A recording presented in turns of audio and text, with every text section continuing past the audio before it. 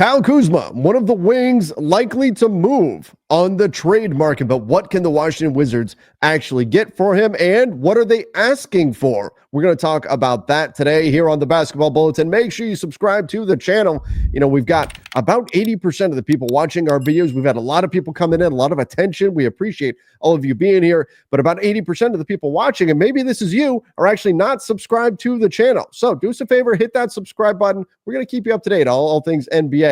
Subscribe. We'll do everything we can to make sure that's not a decision that you regret. I'm Trevor Lane. Joining me is Donnie Freeman. Donnie, I'm excited to talk a little Kyle Kuzma here today. Are you? Why? I have no idea why. I'm not excited. Come on, former Laker? Kyle Kuzma. Okay, all right. Yeah, let's do it. Let's have some fun talking about Kuz. I just tell everybody they're not going to regret subscribing to our channel. And here's Donnie coming in. Why do you even want to talk about this? Come on. Hopefully they got a good sense of humor. I'm just being sarcastic. I'm sure. See, this is part of what we bring here on this channel. The Wizards, this is via Brett Siegel of Clutch Sports. Clutch Sports would be a totally different video. But Kyle Kuzma will again be on the trade market with an asking price that has not changed for the Wizards. Ooh. I think this asking price is going to change. Last season, the Wizards were seeking multiple first-round picks, a price no team was willing to meet. Expanded roles for Corey Kispert, Bilal Coulibaly, and rookie Bub Carrington may drive Kuzma's price down over the next several weeks. Okay, before we even get into all of this, and by the way, I think this is crazy to ask for 2 firsts for Kyle Kuzma. We'll get into why, but one thing to keep in mind, not all firsts are created equal. A heavily protected first from, say, a good team is worth way less than a unprotected first from a bad team. So that's something to keep in mind. The value of a first-round pick can vary wildly. But multiple first-round picks for Kyle Kuzma, I don't see that happening. And part of it, it's not necessarily just the fact that there's other guys that could step into the role driving down the price. It's the fact that Kuzma has been struggling a little bit so far this year. I think he'll bounce back, but I think when teams see what Kuzma's been doing, you look at the numbers that he's putting up right now, 17.4 points, like that's not bad, but terrible efficiency.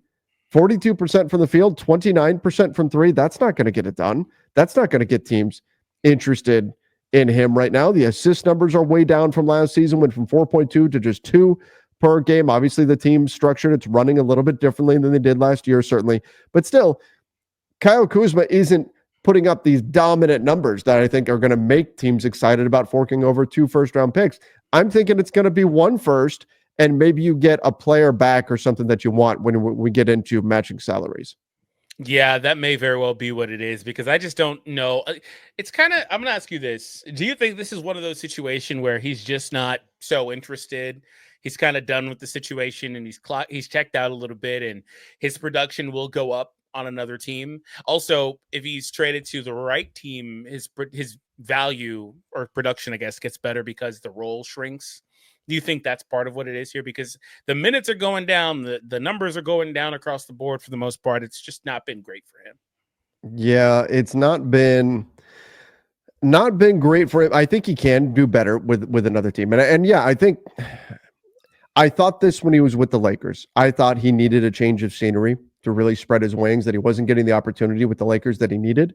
Mm-hmm. I think he needs an opportunity to be on a winning team now. Now, he needs an opportunity where he can be a significant role on a winning team, and a specific role. Like, he was behind Anthony Davis and LeBron James, and he wasn't getting the opportunities he needed there. He needs a chance to get onto a team that requires him to be efficient and that has enough firepower around him to where he's getting the right looks in order to be efficient. Because that's part of the issue too, is that if you are the primary scorer on a bad team, every defense is going to be geared towards stopping you.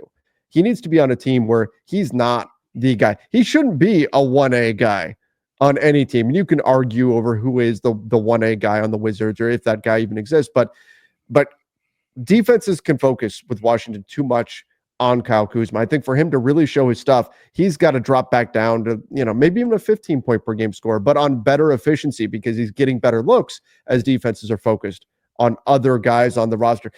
I think teams right now are okay if Jordan Poole goes ballistic and beats him, because they know it's also a good shot that he's going to shoot them out of games too. Kyle Kuzma, it's too easy to focus on him right now with the Washington Wizards. Yeah, he's definitely not gonna do that the same way as some of the other players are. The thing with Kuz also is I'm looking at his log here. He's missed about 5 games for them this year so far. Mhm. So I wonder if that could be a reason or part of a reason why his numbers haven't had the chance to really rebound. He's not really been out there. But in general, obviously having the worst record in the league, they're bad with all their players out there. But he's what is it, third, basically tied for third worst net rating on the team as well. So been pretty weird production overall, but again, they're a bad team. I think that if he gets the opportunity on a different location, he could be good, and we'll see Mhm. what options he truly has here with that contract. It's not a bad contract, I don't think. 2021, it's descending as well too. Descending, which is Yeah, nice. yeah, that's It's pretty good. that 23.5 million, 21.5 million, 19.5 million. So it drops down. So 3 years That's from good. now, yeah, Kyle Kuzma will be into his 30s then. How that's possible, I don't know. But 3 years from now, Kyle Kuzma will be into his 30s. But you're only going to be paying him 11% of the cap. I believe he's a good enough player to where he's going to be worth that. Certainly. I think he's probably worth the 17% he's making this year. So I don't think it's a bad contract. I think there's teams No. that will be interested. I think there's teams that are going to want him. You look at, we talked about the Milwaukee Bucks would love to get, I don't know if they can get there salary wise, but they would like to get a wing player. The Orlando Magic could use an offensive producing guys, but particularly on the wing right now. That could be a team that could be interested in him, and they have the salaries to stack up to get there. The question is, can the Wizards, who have admitted already that they are not done tearing down their team, that they're still in the process of doing that, they're going to be looking for young players and picks. It's going to be the question of what team can really give the Wizards what they want to help them continue to build this thing back up, because they do have guys they need to move. Jonas Valanciunas, they'll probably move off of him, even though they just signed him this past summer. There's moves to be made here in Washington if they don't get unrealistic with their asking price. Yeah. I don't think the production is high enough for teams to start throwing multiple firsts for. Maybe I'm wrong, but Yeah. I would be surprised if they get multiple firsts for Kuzma. Yeah, so I'm going to go roundabout back to where we started in the video, and that's kind of why throughout the video I've been bringing up the statistics for Kuz, and that's why I asked you the questions I did, because I just don't know if he's worth with the production. I feel like a team that's going to offer that, a team that's going to try to trade for him is probably trying to make a push. And if they're going to offer that, they're going to say, XYZ, he's not been great. We have confidence that he could be good, but we don't think he's 2 first-round picks good. Yeah. So, like you said, they're not all created equal. There would have to be some sort of incentives in there, maybe a heavy protection or something like that, to where the team that's receiving Kuz setting out the picks doesn't feel as bad, because he hasn't been great. He hasn't been great for a few years. He's just been kind of toiling away in Washington so far, and he's not a great shooter regardless of the location. I do think he could be a solid defensive piece. Switchable big forwards are obviously a archetype that most teams are looking for, and he can give you 17, 18 points basically any given night because he's a good scorer out there. So I do think he's a player that should be coveted, especially with the descending contract that's not even all that expensive to begin with. I don't know that the 2 first-round picks is going to get met. I don't think it is. I don't think it would have got met a couple of years ago, to be honest. So especially not now. I think they definitely have to bring that down. But there's nothing really wrong, in my opinion, with trying to stand firm, especially when you've got this asset that's not like really, really declining. He's not like he's that old or anything like that. I think they should, if you're the Washington Wizards, you should hold out for the best possible deal. Yeah, I mean, because he's got multiple years under contract.